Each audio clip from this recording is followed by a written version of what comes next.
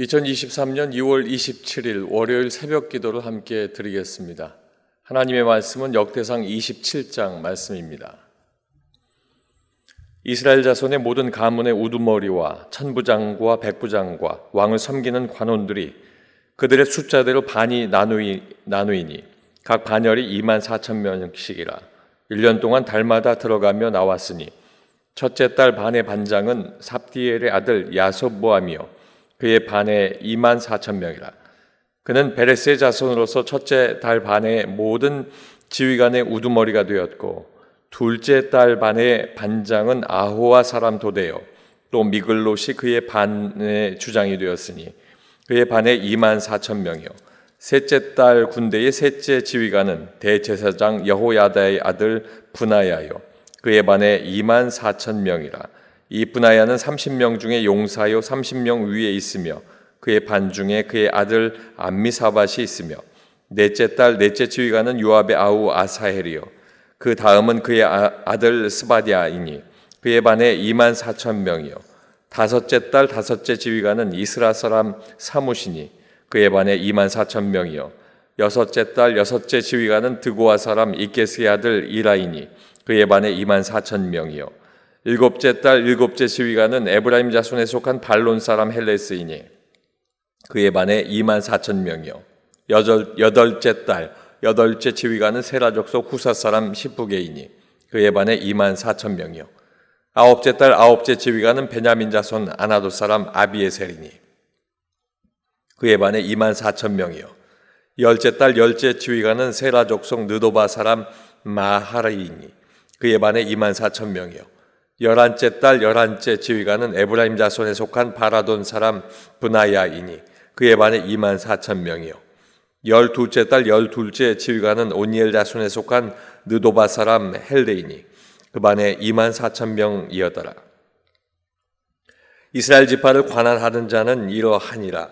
루벤 사람의 지도자는 시그리 아들 엘리에셀이요 시몬 사람의 지도자는 마아가의 아들 스바데아요 레위 사람의 지도자는 그무엘의 아들 하사바요 아론 자손의 지도자는 사독이요 유다의 지도자는 다윗의 형 엘리후요 이사갈의 지도자는 미가엘의 아들 오므리요 스불론의 지도자는 오바댜의 아들 이스마야요 납달리의 지도자는 아스리엘의 아들 여레못이요 에브라임 자손의 지도자는 아사시아의 아들 호세아요 므낫세 반 지파의 지도자는 부다야의 아들 요엘이요 길라앗에 있는 므낫세 반 지파의 지도자는 스가랴의 아들 이또요 베냐민의 지도자는 아브넬의 아들 야아시엘이요 단의 여로함의 아들 아사엘이니 이들은 이스라엘 지파의 지휘관이었더라. 이스라엘 사람의 20세 이하의 수요는 다윗이 조사하지 아니하였으니 이는 여호와께서 전에 말씀하시기를 이스라엘 사람을 하늘의 별같이 많게 하리라 하셨습니다. 수르야의 아들 요압이 조사하기를 시작하고 끝내지도 못해서 그 일로 말미암아 진노가 이스라엘에게 임한지라. 그 수요를 다윗 왕의 역대 지략에 기록하지 아니하였더라. 아디엘의 아들 아스마웻은 왕의 곡간을 맡았고 우시아의 아들 요나단은 밭과 성읍과 마을과 망대의 곡간을 맡았고 글룹의 아들 에스리는 밭 가는 농민을 거느렸고 라마 사람 시므이는 포도원을 맡았고 스밤 사람 삽디는 포도원에 솟은 포도주 곳간을 맡았고 게델 사람 바알 하나는 평야의 감람나무와 뽕나무를 맡았고 요아스는 기름 곳간을 맡았고 시론 사람 시드레는 시론에서 먹이는 솥대를 맡았고 아들레의 아들 사밧은 골짜기에 있는 솥대를 맡았고 이스마엘 사람 오빌은 낙타를 맡았고 메로노 사람 예드야는 나귀를 맡았고 하갈 사람 야시스는 양떼를 맡았으니 다윗 왕의 재산을 맡은 자들이 이러하였더라. 다윗의 숙부 요나단은 지혜가 있어서 모사가 되며 서기관도 되었고 학모니 아들 여히엘은 왕자들의 수종자가 되었고 아이도벨은 왕의 모사가 되었고 아렉 사람 후세는 왕의 벗이 되었고 분하의 아들 여호야다와 아비아달은 아히도벨의 뒤를 이었고 요압은 왕의 군대 지휘관이 되었더라. 아멘. 함께 읽으신 역대상 27장 말씀을 통해서 다윗 왕의 국가 정비가 주는 교훈이라는 제목으로 말씀의 은혜를 나누겠습니다. 다윗 왕은 택함받은 나라 이스라엘을 하나님께서 지켜주신다는 믿음에 근거해서 나라의 운영을 하게 됩니다. 하나님께서 다스리심을 신뢰하는 그 믿음의 발걸음이 그에게 있었던 것입니다. 자기 자신의 영광과 능력을 과시하는 그 교만이 아니라 하나님의 나라와 하나님께서 주신 삶의 그 주인이신 하나님께 영광 돌리는 그 믿음으로 그가 걸었던 것입니다. 다윗 왕의 국가 정비가 주는 교훈을 살펴보면 먼저 첫 번째로 군대 조직을 정비합니다. 1절 말씀에 보면 이스라엘 자손의 모든 가문의 우두머리와 천부장과 백부장과 왕을 섬기는 관원들이 그들의 숫자대로 반이 나누이니 각 반열이 24,000명씩이라 1년 동안 달마다 들어가며 나왔으니. 이 말씀을 쉽게 보면 다윗 왕이 군인들을 12반열로 나누고 각 반열은 24,000명으로 정했다는 것입니다. 그리고 총사령관을 요압으로 세우고 각 반열의 반장들을 24인의 천부장으로 지휘했다는 것이 말씀의 요지입니다. 그리고 이제 그 천부장은 10명의 백부장을 지휘했고 그 백부장은 100명의 용사들을 또 지휘하게 됩니다. 이러한 다윗 왕조의 군대를 통해서 하나님께서 다스리시는 국가의 모습, 그 가운데에 군대의 모습을 세웠다고 하는 말씀이 이제 그 모든 지휘관의 이름과 함께 오늘 말씀 속에 기록이 되고 있는 것입니다. 다윗 왕은 정예군사 28,000명을 소집하고 이것을 다시 12개의 반으로 나누어서 한 달에 24,000명씩 근무하게 합니다. 이것은 넓은 영토를 지켜야 하는 이스라엘의 안전을 24,000명이라고 하는 소수의 정예 부대로서 유지했다 하는 것입니다. 이들이 1년 중에서 달마다 들어가고 또 나왔고 했던 이 모습은 적은 숫자의 부대를 통해서도 원활하게 유지했다 하는 이야기를 하고 있는데 이것은 이방 나라에서는 전혀 찾아볼 수 없는 군대의 운용 형태입니다. 하나님께서 지켜주셨다. 하나님께서 지켜주신다. 강한 신뢰 그리고 믿음으로 말미암아 이렇게 군대 조직을 정비할 수 있었다는 하나님의 뜻을 보여주고 있습니다. 두 번째는 행정 조직을 정비합니다. 16절 말씀입니다. 이스라엘 지파를 관할하는 자는 이러하니라. 르우벤 사람의 지도자는 시그리의 아들 엘리에셀이요 시몬 사람의 지도자는 마가의 아들 스바데아요. 다윗은 뛰어난 군사 전문가였습니다. 왜냐하면 사울과 함께 도망치는 과정 속에서도 끊임없이 전쟁을 해야 했기 때문입니다. 그런데 군사뿐만이 아니고 이제 행정가로서 행정적인 일 또한 탁월한 능력을 발휘한 위대한 왕이었던 것을 알 수가 있습니다.